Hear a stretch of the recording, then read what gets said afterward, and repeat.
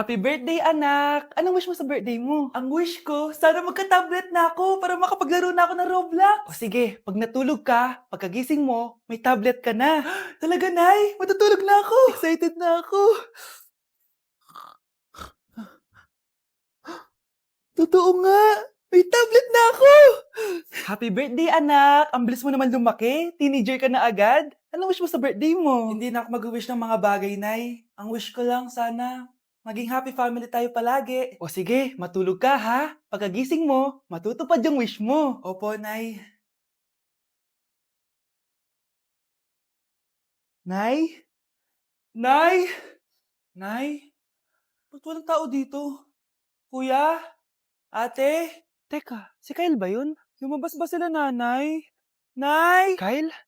Anong ginagawa mo dito sa labas? Hinahanap ko po sila, nanay. Oh, Kyle! Nandiyan ka lang pala. Balik ka na dun sa bahay. Naghihintay na si nanay. Talaga, ate? Yay! Tita, sama na kayo. Sige, tara. Kyle! Nay, happy family na ba tayo? Oo naman, anak. Yay! Scarlett, anong nangyari sa kanya? Patay na si nanay, pati yung dalawa naming kapatid. Namatay sila nung birthday niya. Kaya tuwing magbe-birthday siya, sila yung hinahanap niya. Grabe pala yung trauma. Anak, malapit na tayo magsama. Talaga, Nay? Sobrang miss ka na namin, Kyle. Excited na kami, Kyle. Excited na rin ako, mga ate, kuya. Ate, makakasama ko na sila, nanay. Matutupad yung birthday wish ko. Kyle, kain ka na dito. Celebrate natin yung birthday mo. Kyle, kain na. Sino ba yung batang yun? Kyle! Kyle, Kyle.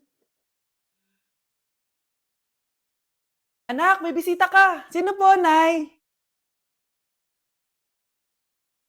O anak, napano ka? Ba't parang nakakita ka ng multo? Wala, Nay. Ma'am, kamusta naman po yung anak ko sa school? Isusumbong ko si Kyle sa inyo, ma'am.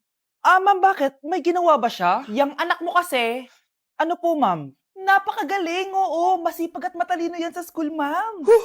Opo, tama, Nay. Ay, buti naman. Akala ko kasi kung ano na ginagawa nito eh. Kaso ano, ma'am? May mga kailangan lang ako itanong sa inyo, ma'am, kung totoo ba tong nasa test paper ni Kyle? Patay ako nito. O sige, ma'am. Unang tanong, anong pangalan ng nanay mo? Susan, ang sagot niya. Tama ba, ma'am? Tama naman, ma'am. Pangalawa, ano ang trabaho ng nanay mo? Ang sagot niya, housewife. Tama ba? Oo, ma'am, tama. Okay. Pangatlo, ano ang gustong ginagawa ng nanay mo sa'yo? Pinaglulutuan, binibigyan ng baon. Tama ba? Oo naman, mahal na mahal ko yan si Kyle. Ano ang ayaw na ginagawa ng nanay mo sa'yo? Wala naman nakalagay dyan, di ba, ma'am? Kasi wala naman ako ginagawang masama sa kanya. Ang nakalagay dito ay palaging inuutusan. Pinapalo ng hanger. Anay! Binabato ng kaldero. Sinisigawan. Minumura. At pinapalayas. Tama ba, ma'am? Walang iya ka, anak. Halika rito. Nay, wag mo! Pinapalo pala kita ng hanger, ha? Halika rito, matatamaan ka sa akin. Nay, test paper lang yan eh. Ma'am, kumalma ka. Kumalma? Kasalanan mo to eh. Ikaw una matatamaan sa akin. Sabi ko na lalayas na ako eh. Anak, nakita mo ba yung cellphone ng tatay mo? Nilagay ko dun sa loob ng kabaong niya bago siya ilibing. Ha?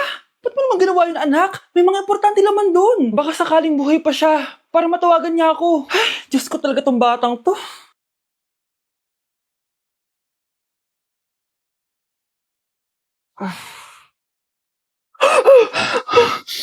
Patawag si tatay. Nay, kailangan natin pumunta sa sementeryo. Tumawag sa akin si tatay. Anak, pwede ba? Wala akong oras makipagbiruan sa'yo. Marami pa akong tatapusin trabaho. Pero Nay, pag di ka pa tumigil, kukunin ko yung cellphone mo. Tay, sumagot ka. Alam kong buhay ka. Sa lahat ng pwede kong makita, ikaw pa talaga. Jessica, tinatawagan ko lang tatay ko. Nababaliw ko na talaga, no? Patay na tatay mo, di ba? Baliw. Hindi, buhay siya. Ito tandaan mo. Kapag hindi ka pa tumigil sa kabaliwan mo, susunod ka na sa tatay mo.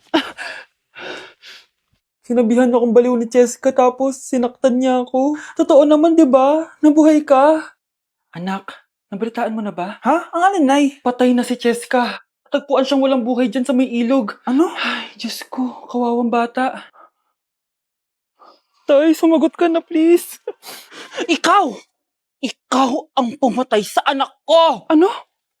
Siya nga to ng away sa akin eh. Ikaw ang huli niyang kasama. Tandaan mo to. Isusunod kita sa tatay mo. Tay, hindi ko na alam gagawin ko. Sinisisi ako ng nanay ni Cheska sa pagkamatay ng anak niya. Natatakot ako.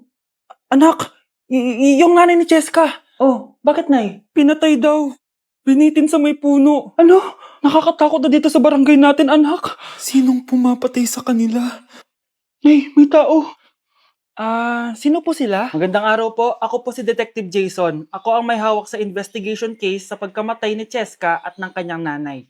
Bakit kayo nandito? Dahil dito,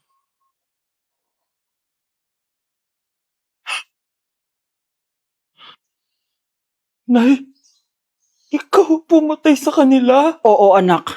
Narinig ko lahat ng mga sumbong mo sa tatay mo. Cellphone ni tatay. Pinangako ko sa tatay mo bago siya mamatay na poprotektahan kita kahit makapatay man ako ng tao.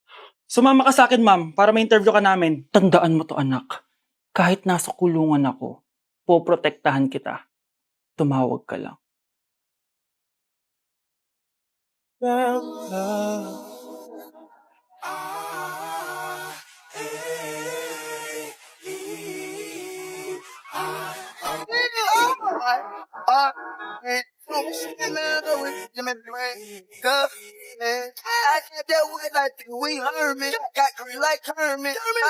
Love you for infinity.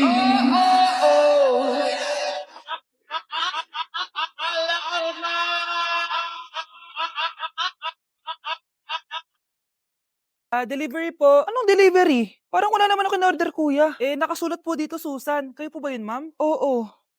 Sige, baka nakalimutan ko lang. Nay, ano po yan? Cellphone? Di ba mahal to? Opo, Nay. Paano ka nakabili niyan? Siguro nanalo ng raffle si nanay. Nay? Oo, anak. Bakit? Nabalitaan niyo na ba, Nay? Uso yung mga scammer ngayon. Totoo ba? Grabe na talaga ngayon, anak. Sabi sa nakita ko, Nay, nang scam daw siya ng mamahaling cellphone gamit ang credit card ng ibang tao. At ito pa yung malala, Nay. Nang scam daw din siya ng pera. Delivery po. May delivery ata, anak. Delivery po. Ikaw na naman, kuya. Susan po ulit, ma'am. Wala naman nga ako in-order. Wala akong magagawa dyan, ma'am. Sa'yo nakapangalan eh. Sige na po, una na ako. Ano na naman laman neto? Pera? Ito ba yung sinasabi ni Scarlett na galing sa scam? Pero bakit sa akin nakapangalan? Anong gagawin ko dito? Hindi naman ako yung scammer. Nay, may naghahanap po sa inyo sa labas. Anak! Sige, pupunta na ako.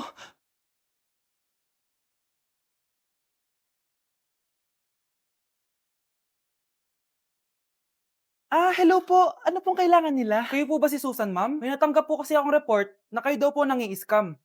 Scammer? Hindi ako scammer, Ma'am, sa'yo nakapangalan ng mga parcel. Kaya sumama ka na sa amin. Hindi nga ako scammer! Ikukulong ka na namin. Huwag niyo ko ikulong! Hindi ako scammer! Itigil niyo na yan! Hindi si nanay ang scammer. Pero nasa bahay na to, ang totoong scammer.